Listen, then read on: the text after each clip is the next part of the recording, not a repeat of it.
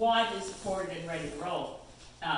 Andrew Scheer, as the leader of the Conservatives in the House, had put forward a motion in September, which I actually supported because I didn't see how very clever it was at the time. It turned into a privilege motion which took precedence over all other business in the House. That meant that for months we weren't doing anything in Parliament except the same debate over and over and over again on the issue of whether the government and demanding the government send over some of the paperwork that related to a mismanaged fund for sustainable development technology. I'll skip over all that because it's really down a rabbit hole that will take too long to explain. But in order to allow Chrystia Freeland to take the floor to present the fall economic statement, we had to get all of the parties, and not just all the parties, but all the members of every party, to agree by unanimous consent that we were going to pause the proceedings under Andrew Scheer's endless motion that was like that Bill Murray movie Groundhog Day. Every day, again, oh no, the same debate again and again and again for days on end. We had to agree by unanimous consent to pause that debate because it couldn't be pushed aside with anything less than unanimous consent in order to permit the Minister of Finance to read the fall economic statement. So all of that was pre-cooked and organized that on December 16th, Monday, at 4 o'clock in the afternoon, the Speaker was directed through a unanimous consent motion to pause the proceedings and to permit the Minister of Finance to present the fall economic statement. And I was on the last leg of my trip to Ottawa. I always try to cut out flights wherever I can, so my last leg of the trip is the train from Toronto to Ottawa. And I was going to be a titch late for what's called the lockup, where you get to read an embargoed document so that you can actually come to terms with a budget or a fall economic statement. I knew what I was going to be doing, walking into the room designated for the Green Party with some of my staffers already in there. We could start reading at 10:30 in the morning, and I had to get back over to question period for 2 for my question period. But for sure, the Minister of Finance was going to stand up at 4 o'clock and present. And as I said, on the train, my phone starts going all crazy because at 9:07, Christia's letter gets posted. And in it, you probably will recall, she very elegantly, and using few words, explained that she, in her letter to Justin Trudeau, that she had learned from him on Friday that his intention was to remove her as Minister of Finance very soon, as soon as she finished the fall economic statement, and therefore she concluded that while she had confidence in him as Prime Minister, he no longer had confidence in her, so she was resigning as Minister of Finance and was no longer in Cabinet at all. And the fact that no one saw this coming was why so much panic ensued on the government benches for the rest of that day. In the end, nobody read the fall economic statement. The Speaker, of course, Greg Fergus, paused the proceedings at 4 o'clock as he was instructed to by the unanimous consent motion. He rose at 4 o'clock, and I have to say he read very, very slowly because we could all see. I mean, there's Pierre Poilievre across from me, and then there's Yves-François Blanchet from the Bloc, and there's Jagmeet Singh, and the green benches, such as we are full. But we look over, and on the Liberal side of the House, there's nobody there. There's the minimum number of backbenchers for quorum, but there's not a single. The reason they call them front benchers, the cabinet ministers, is they literally sit on the front benches. The front benches of the Liberal government are empty, and the Speaker has paused the proceedings to say it now being 4 p.m. Monday, December 16th, pursuant to order adopted in this place December 12th, I am now instructed to pause the proceedings on the privileged debate under the motion of the Honourable Member for Regina Capel, that being, of course, Andrew Scheer. And now we are pause proceedings to permit Minister of Finance to read the fall economic statement. And we've been in lockup, and we eventually did get the statement. It took hours for us to get to see it. We've read an embargoed document. We're waiting for someone to present it so we can debate it. The unanimous consent motion also was very precise in saying that once the Minister for Finance had read and presented the fall economic statement, each one of the parties in the House in order would have an equivalent amount of time to that which the Minister of Finance took to present the document for us to respond to it. So, you know, Pierre Poilievre's loaded for bear, I'm loaded for something, but we're gonna go in order.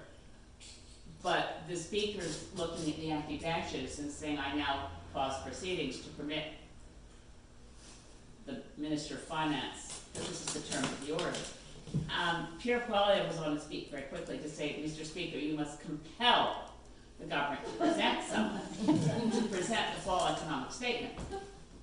We don't see any like, Mr. Speaker, you must, he said, well, he goes back and he reads even more slowly again, that he is instructed to pause the proceedings to permit an event. He has no powers to compel the event.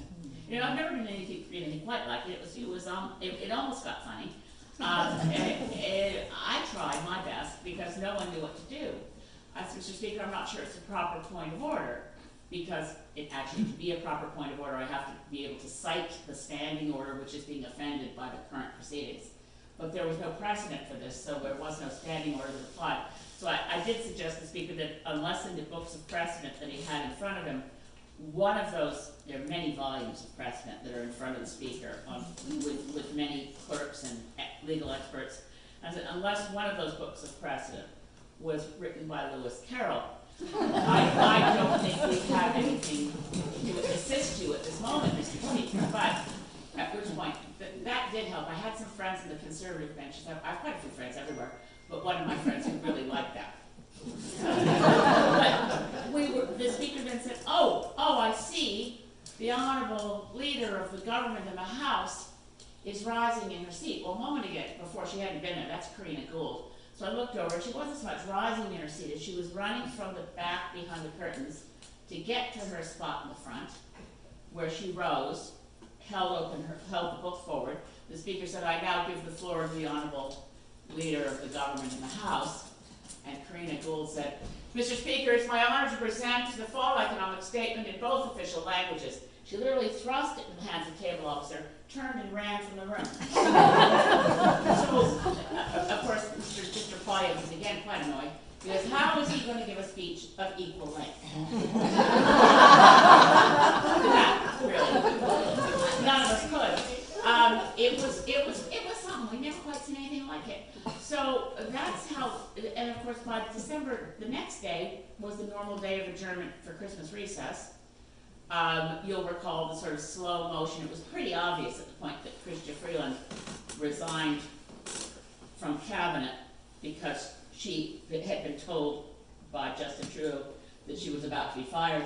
As soon as she delivered what would have been, she would have been pilloried for this fall economic statement. She was supposed to have had a fiscal guardrail and said the deficit wouldn't go above 20 billion, but the document said it was actually 60 billion. But it didn't matter, we never debated it, we never voted on it. It exists because Karina Gould tabled it, and as I said, and then ran from the room.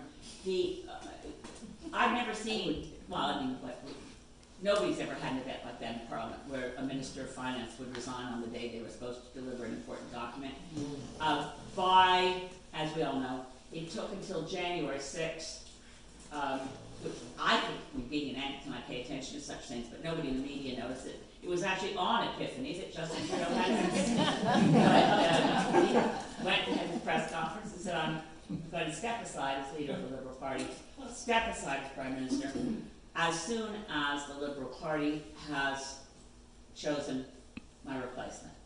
Now, the Liberal Party is unfathomable in decision making because I can't figure out why they thought it was a good idea to go from a standing start January 6th and decide they could get through a Liberal leadership race and announce the new leader of the Liberal Party by March 9th.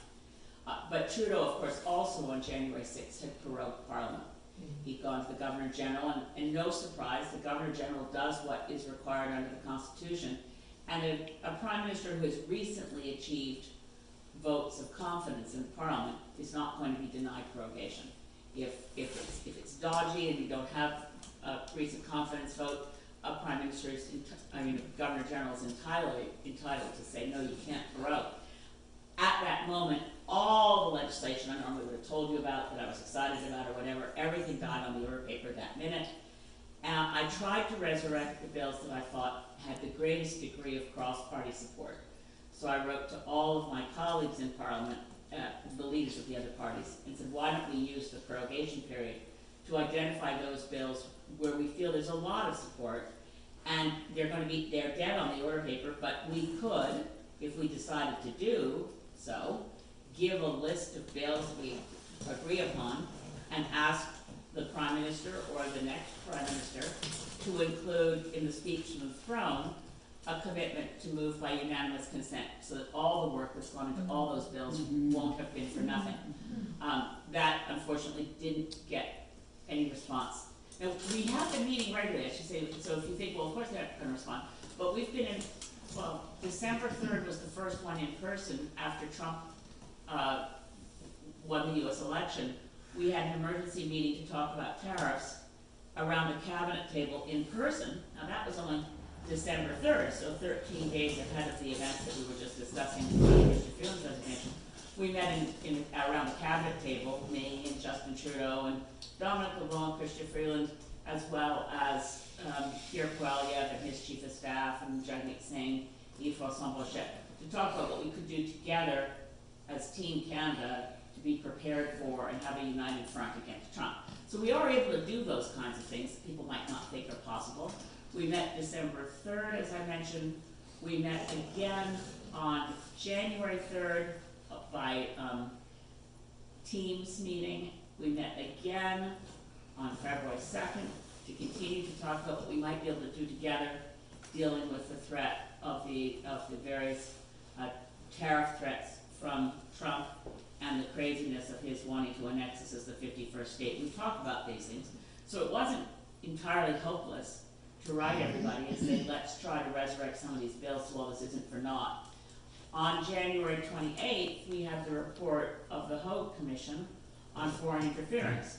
And again, all things being equal, which they're not, ideally, the report from Madam Justice Hogue and recommendations she made to protect Canada's elections from foreign interference should have been passed into law before the next election.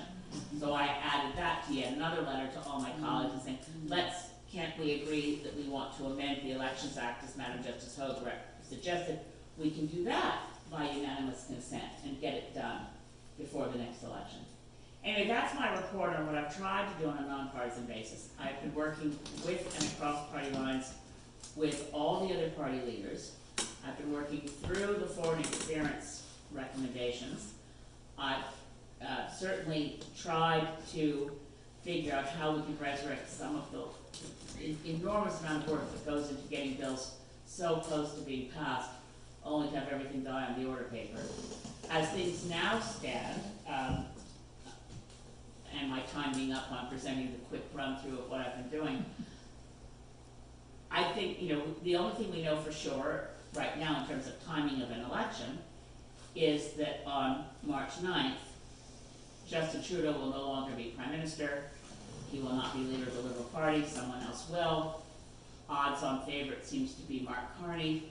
Depending on who wins the Liberal leadership race, we are very likely to be in an election right away. Cutting to the chase there. I think if Mark Carney wins the Liberal leadership race, because he doesn't have a seat in Parliament, he will not want Parliament to resume March 24th when the official prorogation date ends, because he really won't want to have a single moment on television where Pierre Poilievre, as leader of the official opposition, or for that matter, Jagmeet Singh or anyone else, asks a question of the Prime Minister, and says, oh right, he's not allowed in the room, he doesn't have a seat. It's not a small thing, not to see. It's easily remedied. It's not in any way dodgy under Westminster parliamentary democracy. British Columbians will certainly remember when Christy Clark became Premier but didn't have a seat. But there was time for her, before resuming the BC Ledge, to win a by-election. Mark Carney won't have that opportunity because Parliament is to resume March 24th, and there's nothing he could do about that except to go to the Governor General and ask to prorogue again, and I don't think the Governor General would accept that, but the Governor General certainly would accept it if Mark Carney's first sort of prime ministerial action was to walk over to Rideau Hall and ask for an election to begin. So I think we're very likely to have the federal election, have the writ drop sometime in mid-March, more likely than what we thought might have happened, which would be a spring. If Chrystia Freeland, for example, were to win the Liberal leadership, I think she would convene Parliament March 24th. I think she would appoint a cabinet. She would present a spring budget. She would have negotiated with Jagmeet Singh his support to get through the budget, and we'd be back to more situation normal, and probably no election till late spring. But Mark Carney won't have that luxury, so if he wins the Liberal leadership, I think we're into an election right away. The Trump factor is overwhelming, and it has certainly, in all the other community meetings I've had in the last number of weeks, been a dominant factor. We have worked, as I said, I'm really pleased with my colleagues, the fact that we are able to continue to work, are able to say, can we say we're going to stick together, Canada's not going to back down, is that a position that everyone can agree to? I did go to Washington, and before going, was on February 2nd, was the last time I had a conference call with all the other party leaders, and the only other MP who went down to the National Prayer Breakfast was, I mentioned before, Greg Fergus, as speaker. He went down, the two of us were the only ones who went, and it is a really good opportunity for seeing lots and lots of congressmen and senators and going to meet with their staffs. So I did meet with a lot of folks. I went focused on Republicans to make sure they understood the stuff Trump was saying about us and our weak border, and that we were letting fentanyl pour over into the U.S.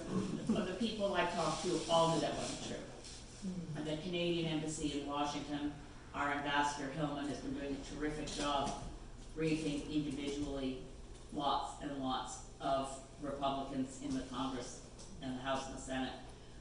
That doesn't really make any difference given where Trump is coming from. But I can answer any questions about anything. I'll try to keep it as nonpartisan as I can. I don't expect Parliament to resume March 24th. I expect there to be an election, probably with us voting sometime in early April.